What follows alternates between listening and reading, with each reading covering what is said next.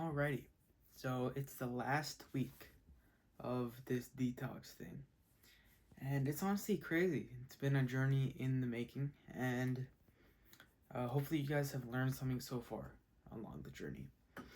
And what I want to make this video for is kind of what I'm dealing with right now, and that is the effects of having such a drastic change to my schedule.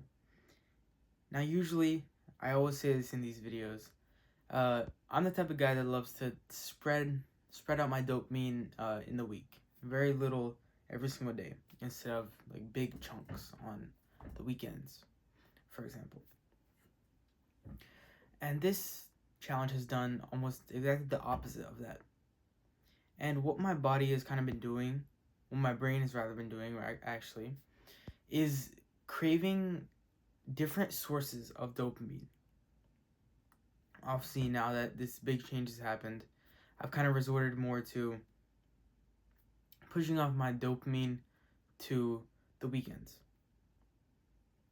So that leaves me with the emptiness in the weekdays.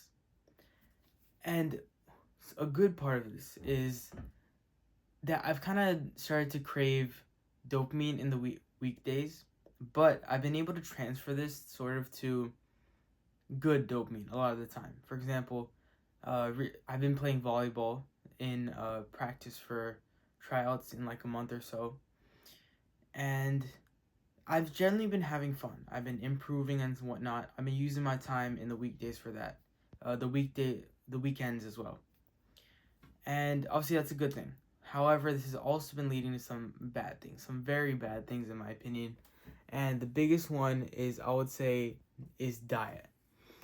You're probably wondering why I got so close to the camera. It's because I'm checking my habit tracker. And over there, I track how many days I've been on my diet.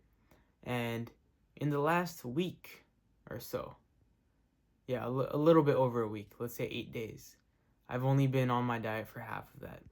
So 4 days out of 8. And that is completely unacceptable.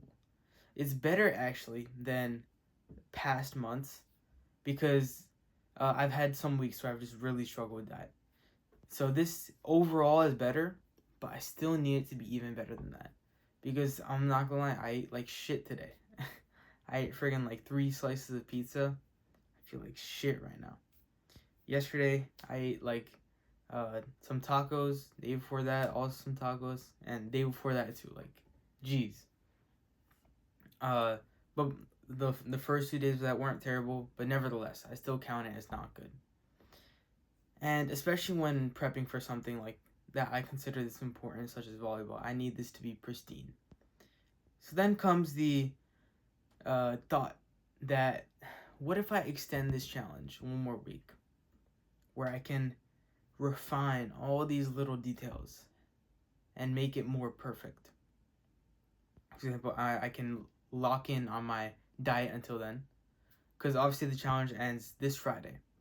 So if I don't get myself on track by this Friday, if I don't, like starting from tomorrow, if I don't have a perfect diet every single day, then we're going to do one more week. That's going to be my punishment, I guess. Because I really want to stay on track. And while this has led to one of my biggest bad habits, and there's a couple of those, they've actually decreased significantly due to this challenge.